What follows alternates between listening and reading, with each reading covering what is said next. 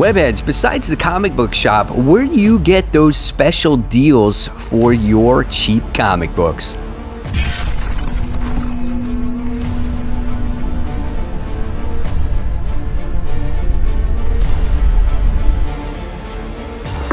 Hey, all my webheads, comic book fans, welcome back to Comic Book Corner 2.0. And fans, I am your host, Mike Spider Slayer, always helping you make decisions of what comic books to buy. And today, guys, I am bringing you episode 7 of Dollar Bin Diving. That's right, guys. This is the video series where I go diving through those dollar comic book boxes, and you never know what you can find, right? You can find that diamond in the rough, you find those dusty, musty, most obscure comic books, but hey, it's a lot of fun. It's the thrill of the hunt that what makes Dollar Bin Diving so great. So before we get started, guys, if you want to become a Comic Book Corner 2.0 member, all you got to do is just hit that join button right there on my home screen, guys. It does help support the channel, and it does give you guys some extra perks, so thank you so much for doing that. And guys, let's get started with this week's Dollar Bin Diving. So I took the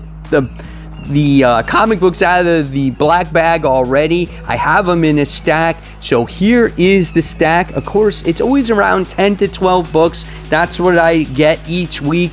But every week I try to find something a little bit different. And of course, you know, with those older books, we got to do that smell test and see which one smells the worst. All right, so the first book here that I'm showing you is Fantastic Four, issue 207. I bought this one because it's got Human Torch doing battle against Spider-Man. Like, what's going on there? And this book is rough, man. It's got spine ticks. It's got discoloring on there. Someone tried to draw on Spider-Man's symbol on the back with a pen. It's got some history behind it. But, yeah, you know, Fantastic Four is always a lot of fun. But check out the freaking dialogue in this. There's always a lot of, you know, explanation going on, especially when it comes to, like, Reed Richards and stuff. But this book was made in 1979, so this is actually an older book. So let's check out the smell on here. That's a little rough. Whew. I always gotta get readjusted. I should have prepared myself for the first smell of the day. But here's Spider-Man in the book, and he looks cool, man. He looks classic right there. So really cool book. So by default, that's the smelliest one right now. So speaking of Spider-Man, we wound up getting Marvel Tales starring Spider-Man. This is issue 131. Whenever you can get these Marvel Tales Spider-Mans, they're really a lot of fun. Plus, this is the beginning. This issue is the saga of Captain Britain. So that's kind of cool. And this book, I think, is originally presented in Amazing Spider-Man 154. So here is the introductory artwork here. Book's in pretty decent shape considering that, you know, it's that old. Here we go. Yes, classic Sandman. Check that out, man. So cool. Gotta love classic comics. It's just special. You know, if you grew up in my time, you guys know what I'm talking about here. And people that are older than me even know what those golden and silver age books are like, right? So let's see. This smells okay. It's a little on the musty side, but that's okay. Doesn't smell worse than the Fantastic Four issue. All right, so I saw this one, and I don't see too many back issues of this. This is Hawk and Dove. This is issue 2.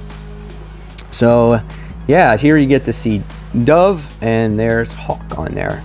So I was like, oh, this might be pretty cool. So this one was made back in...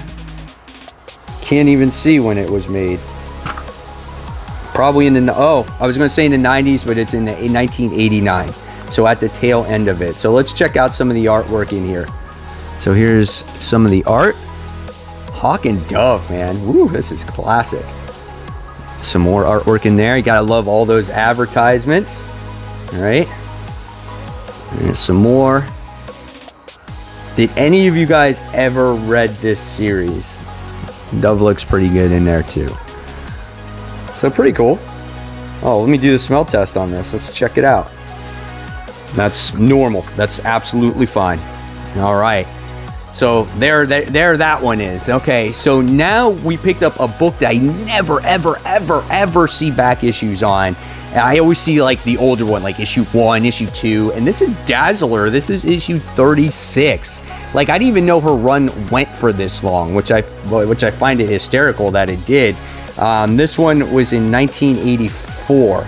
And here's some of the interior art, opening pages. This is white pages, so this is pretty cool. Smells great.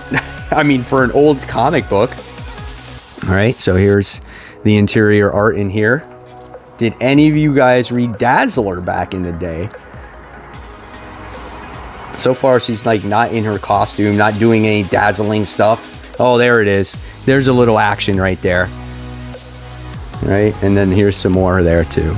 So yeah, there you have it. There's Dazzler. Right? And you can buy the Game of Risk from Parker Brothers back in that day.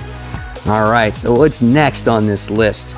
Next, we have Iron Man / War Machine at the time. This is issue 283. My gosh, this book is rough. There is all these like spine ticks on the side. Like this book is in rough shape. Someone just read this, threw it in a corner, stomped on it a couple of times. Got an advertisement for extra innings in here for like Super Nintendo. But this is when Rhodey was in the War Machine armor. So here's some of the interior artwork in there. All right.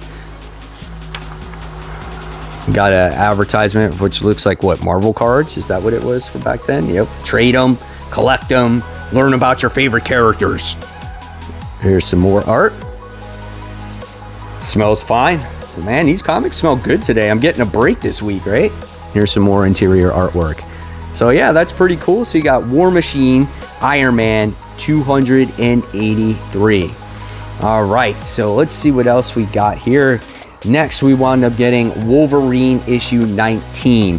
So if you guys saw my comic book haul the other day, I wound up getting Wolverine issue 4. It was a comic book that was on my bucket list. I saw it when I was a little kid, and I haven't been able to buy it ever since. It's not a comic that you see too often at the shop. And to make it special, like I had to buy it at a comic shop. Well, my shop had it behind the wall, just like my old shop did when I was a little kid. And I'm like, I'm buying it. And I did. And it's a high grade copy, so I was excited. So, however, this is Wolverine issue 19. Here is some opening artwork in there, which is cool. Very yellow pages. All right, here we go. And before there was Madden, you could get John Elway's quarterback. Man, oh man, that is classic right there. 1989, right? So pretty cool. Smells normal. Smells good. All right. Check it out, man. Pretty cool. So I found a couple of these ones. So then I wound up getting Wolverine issue 25. Another book that's a little bit on the rough side. There's like a stain right there. So definitely not a high-grade comic book, but the 25th issue of Wolverine. 1990 this was published. That smells fine too. Here we go. There's a lot of ads in this. Not much going on in this issue. A lot of talking between people. What did you guys think of the Wolverine run back in the day if you read it? Were you a fan? All right, so let's move forward here. For the final issue that I picked up of Wolverine, this is issue 47. Check out that cover with Logan on top of this wrecked car. These guys holding these guns. Here's some more interior artwork in here for this title. Smell test. Smells great. Smells absolutely fine. All right, here's more art. And this guy's got the cash flow in the corner. Here we go. So it doesn't look like anything special going on in there too. But if you want to get your X-Men action figures, go ahead. All right. And then I wound up getting a couple of a little bit better issues here. This one is Peter Parker Spectacular Spider-Man issue 47. So I wound up scoring that issue, which is kind of cool. Love this cover because we find out who the new Prowler is in this book.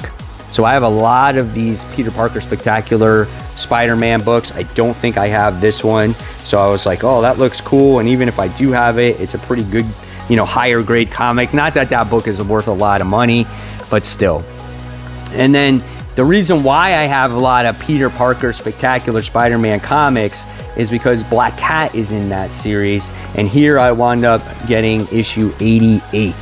And so we get to see Spidey teaming up with Black Cat as she's basically getting crushed in this issue. And you can see I paid $4 for this comic book. So really cool to add to the Peter Parker Spectacular Spider-Man collection.